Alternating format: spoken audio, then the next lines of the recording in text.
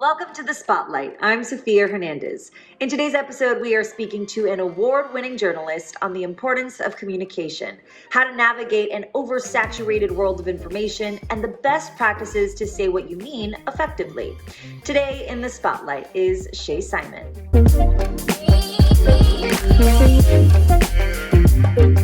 Hey guys, I am Shay Simon, anchor and reporter in Columbia, South Carolina, and also the author and founder of Jumping into Journalism. And I cannot wait to get into it. Can you tell me a little bit, was being a journalist something that you always wanted to be, or when did you kind of know, like, okay, this is the career for me? Definitely not always. I went through my phases of first I wanted to be a teacher when I was in elementary school. Then I wanted to be an actress or a model when I was in middle school. High school, I was actually in the theater magnet in Orlando, where I'm from. And I just realized I was not as passionate about theater as my classmates. They took it extremely serious and it was more fun for me. So that's when I really started figuring out, okay, what exactly do I want to do? I went through pharmacy. I'm like, oh, I'm pretty smart. Pharmacists make a lot of money. Boom, pharmacist. I hate math and science. That was not going to work. So I went back to the drawing board, actually seen a Black woman on the news in Orlando. I used to watch the news every morning before school. And I was like, I think I can do that. And lo and behold, it brought all my skills together that I learned in theater. And when I got to college at FAMU, they had an amazing broadcast journalism program. And the passion just came, was just fueled there. As a fellow theater kid, my track was kind of the same. That's really funny that you said that. I also went to a magnet high school. So I totally, yeah. And for theater too. You know how serious, it's serious. It's like college. Yeah. And I think it weeds people out pretty quick. Like it's like, okay, is it fun or is it that you want to spend the rest of your life doing this? Theater is life. Yeah. Yeah, for sure. So tell me a little bit about your career in and of itself, kind of what that looked like and working up the ranks. Wow. So I graduated from FAMU in December 2018, and I started my first job that February. And I came to Columbia, South Carolina. No family, no friends. I just got an opportunity to MMJ. It's 6 hours from home, but I could still drive if I absolutely needed to. The weather wasn't too crazy from Florida. So I said, okay, I think Columbia would be a good market for me. So I kind of targeted this market. Landed here, thought I was going to do a 2-year MMJ contract, but God had completely other plans. Before the end of my first year, I was promoted to weekend anchor. Around like that next December, I was promoted right before the pandemic. So I started weekend anchoring in January of 2020. And that came after I volunteered and asked to be on the morning shift so I can get more breaking news experience. Completely unheard of. My boss was like, what? Like, you want to work mornings? Like, are you sure? And I'm like, yes, like I want to be able to nail breaking news, like get on the scene, gather information. And that is what the morning show is all about, as well as still being able to tell a story. So I did that. I worked weekends. I was picking up extra shifts when we were short staffed and really just putting myself out there and doing the work, and got promoted to weekend anchor.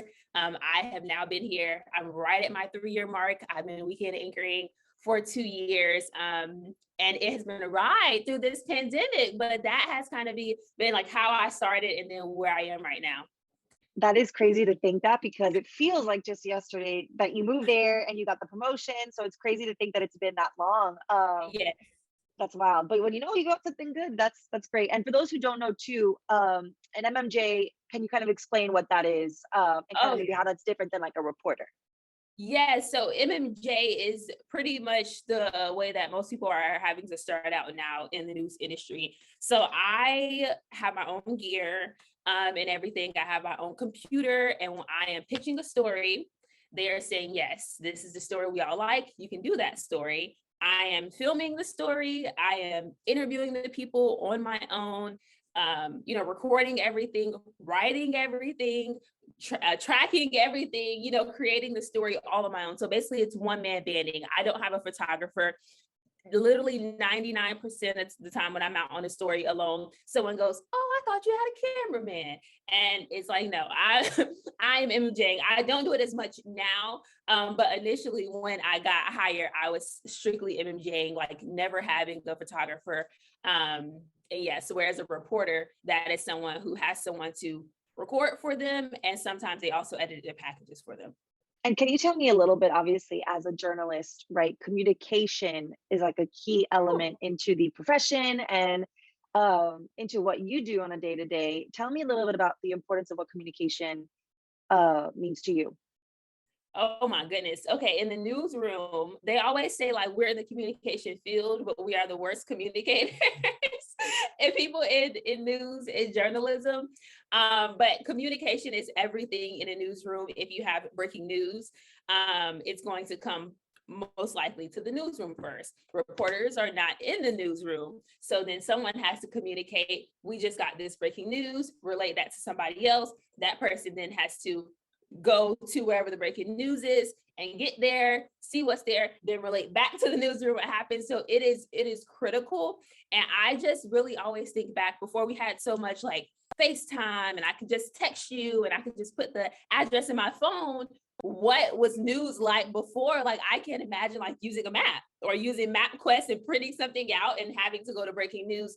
But with the convenience, that causes you to have to over communicate even more. If someone texts you address and one of the numbers are off, now you're at the wrong place for the breaking news. So communication is critical in news and the newsroom. And then another form of that is also your writing.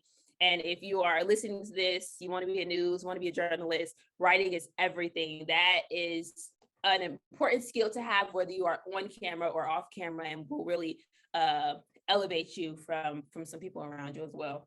Can you tell me, how do you think, because I think again, like you said, a lot of times the perception, right, is that a journalist is a good communicator, and 9 out of 10 times they are, when they're off the clock and they're socializing, Yeah. they typically tend to be more social people or whatever, just because of Yeah. the profession. How do you think, for someone listening to this and wanting to become a better communicator, how do you think the first step is in becoming one? I always say, like, when I say something to someone, making sure they got it. Because sometimes what you say and what people hear is two different things. On the weekends, as the weekend anchor, I am also helping navigate the weekend reporters as they, execute their stories on the weekends. And I can say, hey, this is the story you're doing today. And it can sound very similar to another story that they're doing. And then when they send me the script, I'm like, oh, we were talking about two totally different things.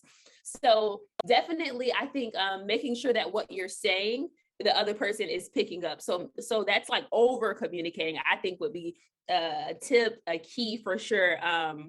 To not even just in the newsroom, but just in general. That can also be when you are just communicating with your coworkers and, something may come off one way. And it's like, no, I totally wasn't trying to say that way. I was just trying to say it like this. And they're like, oh, okay, I got it. So definitely making sure that what you say is what's being received. For sure, for sure. And I know a lot of the time too, kind of going back on what I was saying earlier, is that people think a lot of the time, just because you stand in front of the camera, you automatically are just fearless for things like, let's say, public speaking, right? Like, oh, Right. if she stands in front of the camera, like, she knows what she's doing, right? She's like Yeah. a pro at this. So how do you, and how have you built up the courage to be able to speak effectively just in social settings, like outside of work, when you're maybe asked to call to MC an event, or just in a mixer sort of situation?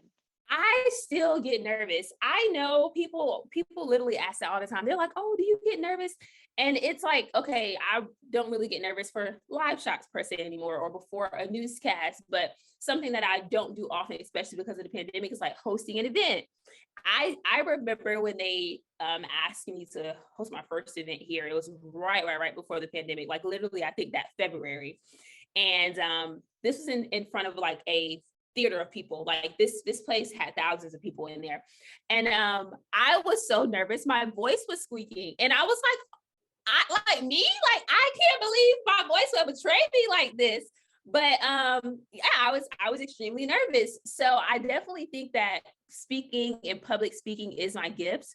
So I don't think it's something that I struggle with, like maybe like if I'm going to say the right things or how it's going to come out as much, but I do still get nervous when I do things out of the ordinary. So like you said, exactly, like MC an event. And I think what helps me like calm my nerves, like taking deep breaths, like these people asked me to do this, so clearly they know I'm capable. Like I got it. Like don't worry. And I just really be myself. Like I think that even if I am doing something and I'm like, I'm nervous, y'all, or like I'm tired, or I'm hungry, like everybody can relate. They understand. Like they're not, judging you. So I think I really go into any situation, like even the Instagram lives, I do those a lot, and you're really just talking to yourself. Like unless someone joins, you're reading the comments and really just talking to the screen. And I just be myself. Like I don't get nervous, So I think those are some good keys if you do struggle in that area. Yeah, those are definitely good pieces of advice for sure, for sure. Being relatable, awesome. In this world of news of 2022 that we live in, so much has changed in just So such a much. short period of time. And I think Yes. a lot of people struggle with navigating what is verifiable news and information in an oversaturated pool of news, right? Like there's so many different Yes. sources of things coming at you talking about the same thing. How do you Yes. navigate what's true and what's not?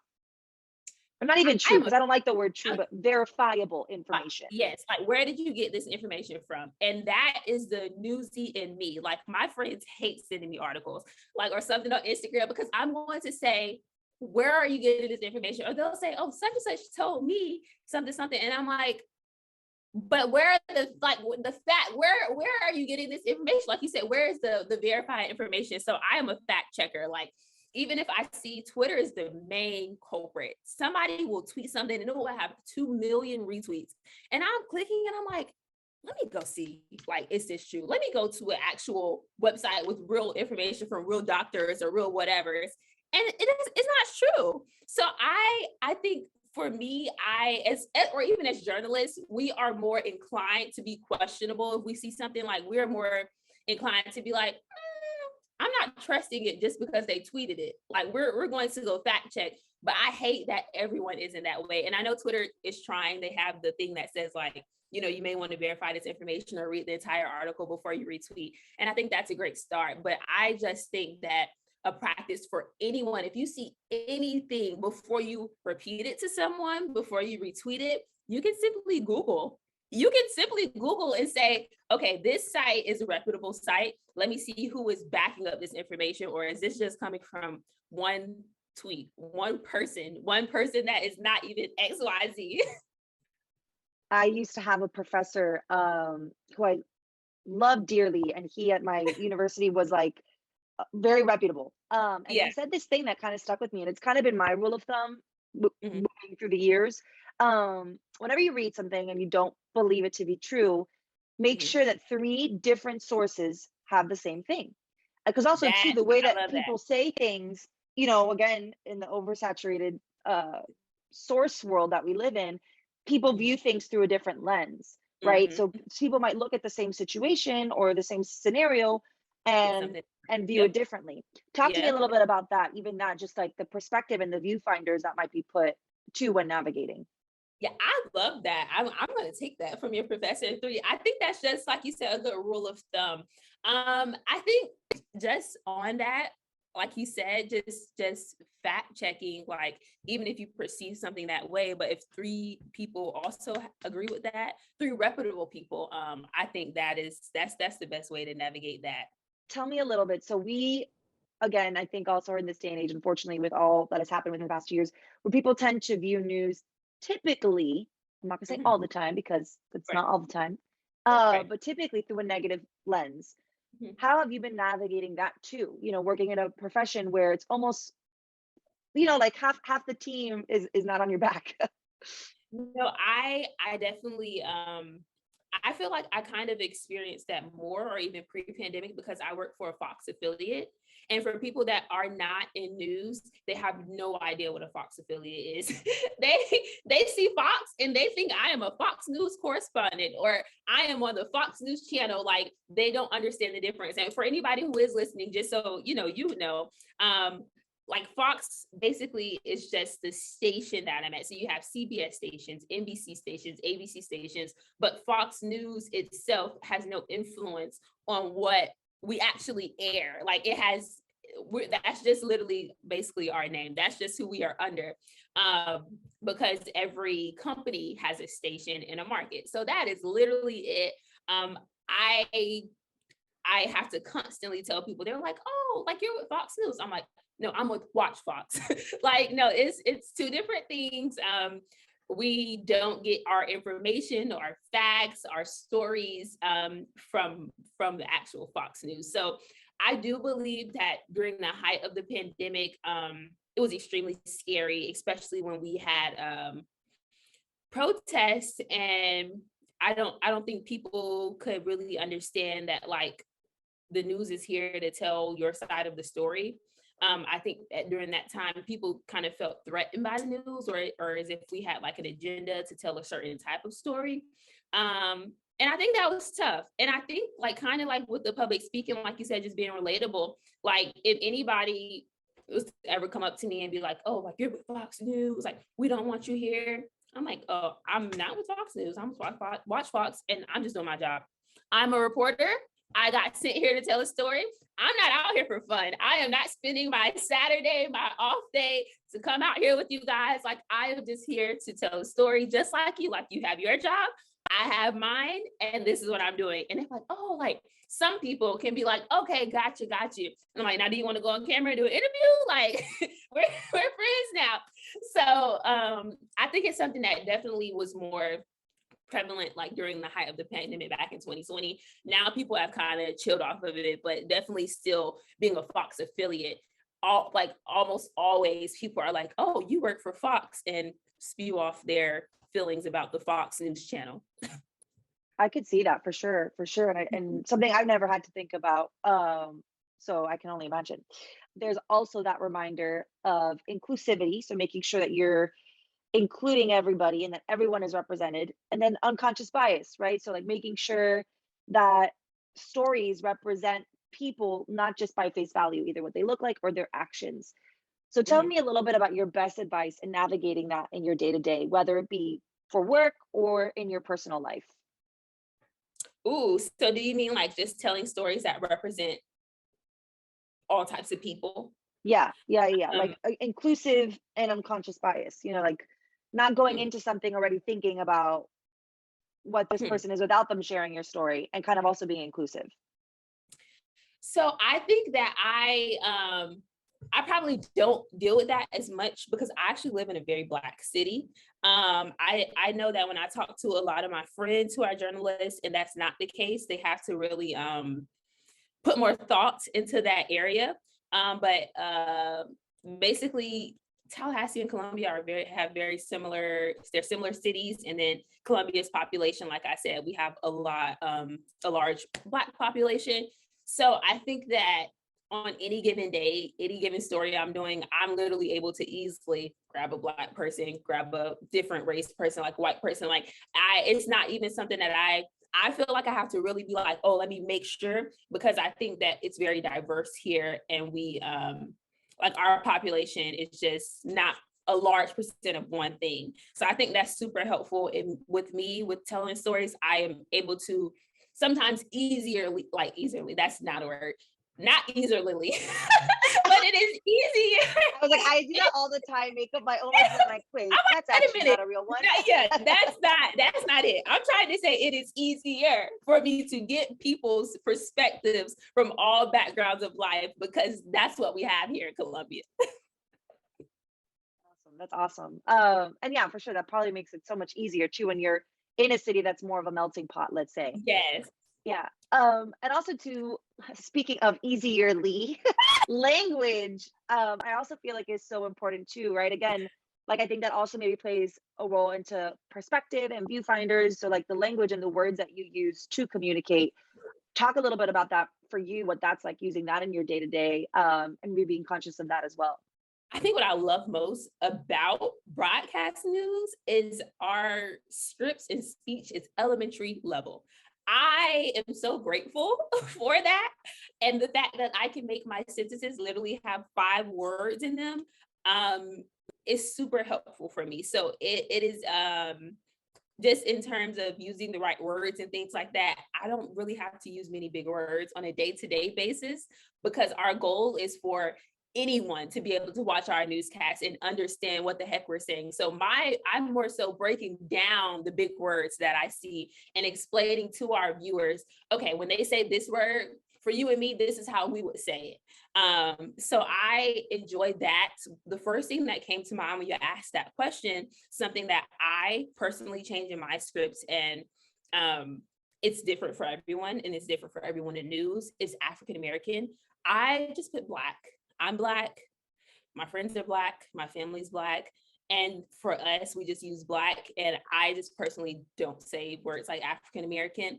But that is something in news and journalism that comes up. I am Black, so I will say that, but other people will not feel comfortable saying Black. That's just not what they feel comfortable with. So that's an example of something that kind of comes up, and you make your own decision on it. I don't feel like there's a right or wrong, but like I said, the best part about broadcast news, not writing, but broadcast, is I am using elementary language, 5 words, 1 sentence, and I love that. And you brought up writing earlier, and how you Yes. love that. Tell me a little bit about that too, what that kind of means to you. So on the weekends, when I am weekend anchoring and helping navigate the reporters, I am also producing my own show. So I get a lot of practice writing. For those who are listening, who are like, what's producing your own show? I'm making the show. I'm picking the stories. I'm saying what order the viewers will see them. And I'm actually writing the stories in a way that makes sense to the viewer, explaining what happened. So I get a lot of practice writing, and I really enjoy making stories my own. So instead of saying like 2 vehicles were heading westbound and overturned, I would say 2 cars were going down blah blah blah highway and crashed into each other or flipped over. Like, I have been able to really break things down in a way that it's more me, and in a way that the viewers will understand more easily. Understand better. Folks, we are recording this bright and early, just in case you wanted to know. We're still a little rusty here. Did she really say easier, Lily, all the time? No, I don't. I can vouch for Shay. I can vouch for her. She knows how to speak, people.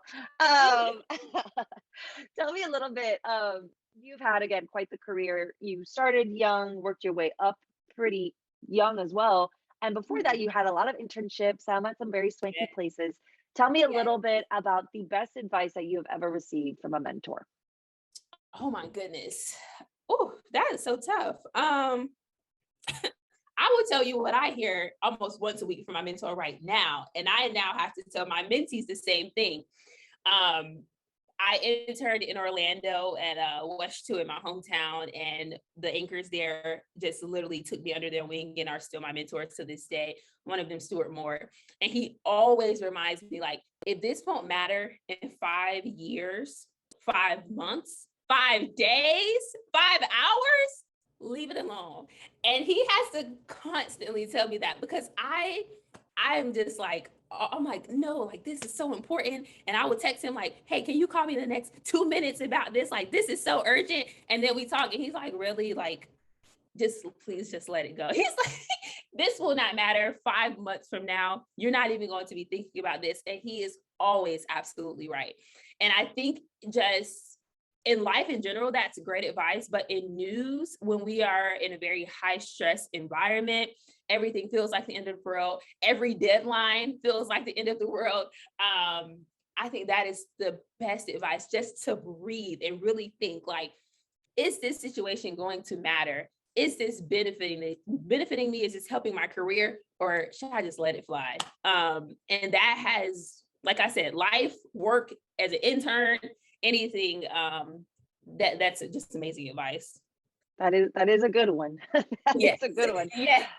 Tell me, you started jumping into journalism. I want to say Yes. at 2021, right? Yes. Yep. Okay. Last April. Last April. Okay. Can you tell me the idea behind the book and the platform? Oh my goodness. So there was no platform. It was just the book at first. During the pandemic, it was like my passion project. I always wanted to write a book. And I wanted to do something where everyone who had questions could go to the same place, which used to be my YouTube channel. I had a YouTube channel back in college where I would kind of talk about journalism and my major and how to get an internship and things like that. And then as I got into the industry, students would reach out to me then and ask, like, how do I get an internship? How do I get a job? What should my resume look like? What websites do I need to go on to look for internships?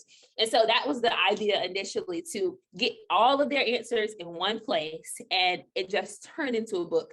I started telling more stories about things that I experienced while looking for jobs and things that I experienced while interning, and my horror stories and my success stories.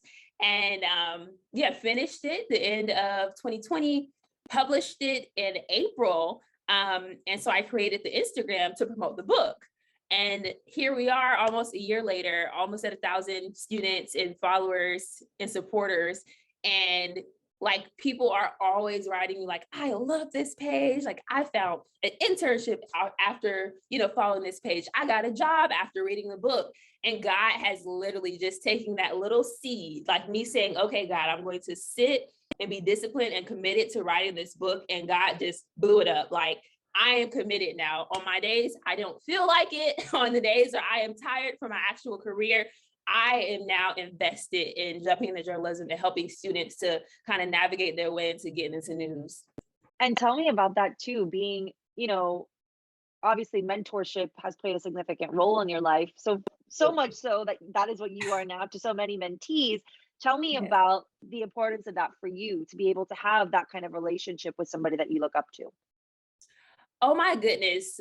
I feel like my mentees are like my children. Like, I literally get tears in my eyes when they like text me on their accomplishments. One of my mentees is now an anchor at FAMU, which is what I did when I was there. One of my mentees just got a job at CNN. One of my mentees graduated and literally the next week started a job at the state capitol. So I feel like a mom. Like, it's such a rewarding feeling to know that you had even a small piece in helping them get to that point and doing the exact same things that my mentors did for me. My mentors helped me learn professionalism, learn how to tackle situations, how to dress, like things that are not taught. Literally why I wrote the book, things that you don't learn in school. That is what my mentors poured into me. Anytime I had any questions about the right thing to do, I have a number of people that I can double check with, compare answers, and kind of make my own decision from there. And it's just such a blessing. Like, my motto is like, blessed to be a blessing. And that's literally mentorship. Like, they are where I want to be and they're helping me get there. And then I'm taking what they tell me and I'm giving it to my mentees. Now my mentees have mentees, and it's just trickling down, all with the same goal of just helping each other. That's literally it. I love that. Blessed to be a blessing. I might take that one from you. That's a good one. Yes. Oh, take it. What are some of the biggest questions or concerns that some of your mentees might be having and bringing to the table? Everyone is concerned about the pandemic. Everyone is wondering, how the heck do I build a reel when my everything is virtual? My internship is virtual, or I can't get an internship because newsrooms aren't offering them because they're virtual. That has been the main thing that not only my mentees, but people that book one-on-ones with me through jumping into journalism, like, as soon as we get on the call, they're like, I can't find an internship. This pandemic has really, taken me back. I can't do a story. I don't know how to do X, Y, Z. So I think the main thing on students' mind, much like us figuring it out literally day by day, is the best way to navigate in the pandemic, but still grow and learn and feel like they have everything they need when they graduate to get a job. And my main piece of advice, I'll give it here. Use what you have. Use your phone, use your webcam, whatever. Jobs are going through the exact same thing that you're going through. Internships are going through the exact same thing. Everyone is figuring out the best way to tell stories in a pandemic and do it safely. So I always tell them the story of how I made my first reel by taking my phone, and me and Brandon, who went to FAMU with me, he was a senior. We went out, did the gas station shot, got my phone close, did that little stand up, got the buggies, did all that on a phone. We used what we had and made it work, in addition to my internship clips. And nothing is stopping you from going out with your phone and telling a story. Nothing is stopping you from going to interview people, putting them 6 feet apart, miking them up, and telling some stories. So I think the more creative you can get as a student, the better off you will be when you get a job and you're faced with the same challenges. And what is the biggest thing, you know, again, for those mentees that are looking to get into journalism and maybe don't have, let's say, a foundation, right? That maybe some other students might, that they've done an internship or they've tried their hand at it, they know they like it. What do you wish people who are looking to get into the industry knew about the industry, or best piece of advice for them? Read Jumping into Journalism. Well, there are, but seriously, I feel like reading Jumping into Journalism, it's not just tips for like how to get an internship. It's like my experience. And I think that people can kind of get a better idea of what news is really like, because I get the DMs and they're like, oh my gosh, like, I didn't know you had to do that. Like, I didn't know you had to carry your own camera or go live when it's pitch black outside at 10 o'clock. And I'm like, yeah, like, this is what actually goes on. So I really do think that it gives students who believe they may like news a better idea of what it's really like before they actually made the decision to pursue it. But a piece of advice also that I would give anyone wanting to go into news, I would really say try to get an internship, because I just feel like that's the best idea you can get as to what being a journalist would be like. So whether it's you want to write, so you need to get an internship where people are writing. If you want to be on camera, you need to be around somebody that's on camera. Whatever it is that you think you want to do, even if you can just shadow someone for one day, if you can't land that internship, I just think it's vital to actually see what you think you want to do in real life. That would be my number one piece of advice for sure before you graduate. That's a good one. And for people who consume the news and view you, what is the biggest thing that you wish they knew? Oh my gosh, I'm a regular person. I think with social media, people are kind of getting it a little bit more. But like, I did a story on this family and I followed up like twice, and I love them dearly. But they like called me twice when I'm off work about a news story. And it's like news is what I do. It's not who I am. Like, I have a regular life outside of news. And while I love you guys and I love to tell your stories, like, I still have my own stuff going on. And I think that for viewers, like I said, with social media, they're kind of getting it now. Like, oh, these are regular people. They go to the grocery store just like us. They have families, friends, boyfriends.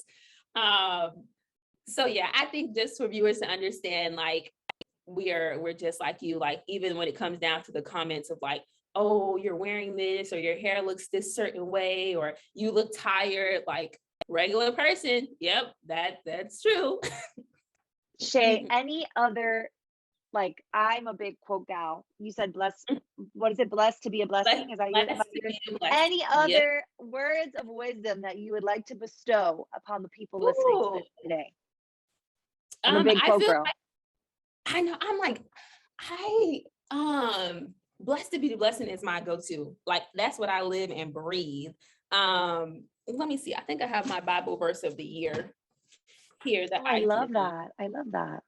Yes. So my Bible verse of the year is Joshua 21:45, and it is, not one of all the Lord's good promises to Israel failed.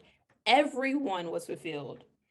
And I think it's a reminder that literally nothing is impossible for God. If you write down 500 million goals this year and work to execute them, God can do 500 million plus one. Like, every single thing that he promised you is in you, and he's absolutely able to fulfill. And I just know, like, just with the pandemic and life and adulting and growing up, it's challenging. Like, it's challenging, and it's easy for you to think like, man, I'm not moving in this area, or, you know, I'm not getting an internship, I'm not getting a job, I'm not getting a call back on whatever it is. And I think that Bible verse is like, there's no limit. Like, every single promise that God gave you, he's able to fulfill. Just keep doing the work. I love that. Shay, thank you so, so much for joining us here on the Spotlight. And if you guys would like Thank to you learn for more having me. Thank about, you for having me. So proud of you. oh, thank you. If you guys would like to learn more about jumping into journalism, we will have the social links down below. And as always, you can catch a new episode of the Spotlight every single Thursday. Thank you, Shay.